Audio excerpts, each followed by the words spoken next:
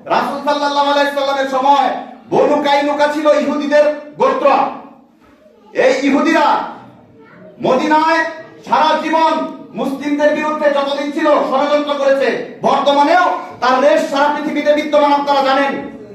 আপনারা জানেন ইহুদি এবং খ্রিস্টানরা মুসলিমদের এই দুনিয়া থেকে মিটিয়ে দিতে বদ্ধপরিকর, তাতে কোনো সন্দেহ নেই।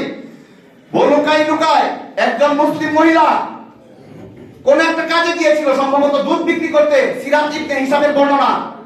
দুধ বিক্রি করতে গিয়েছিল, তার কোন একটা প্রয়োজনে সে একজন ইহুদির পাশে বসেন।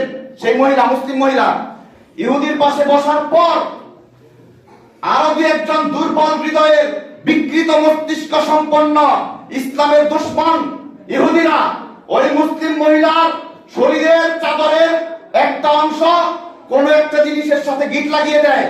ফলে ওই মহিলা ওই বসা অবস্থা থেকে ওঠার সময় তার শরীরের পর্দা নষ্ট হয়ে যায়, ওই মহিলাটি অর্ধউলঙ্গ বাহুলঙ্গ হয়ে যায়। তখন মহিলাটি ত্রাহি চিৎকার করলে আতঙ্কে, কারণ একজন মুসলিম মহিলার কাছে নিজের পর্দা নষ্ট হয়ে যাওয়া অনেক ভয়াবহ ব্যাপার।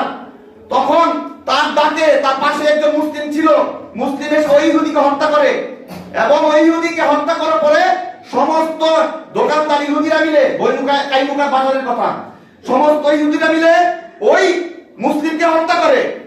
তারপর রাসূল সাল্লাল্লাহু আলাইহি সাল্লাম বনু কাইনুকার বিরুদ্ধে অভিযান পরিচালনা করেন।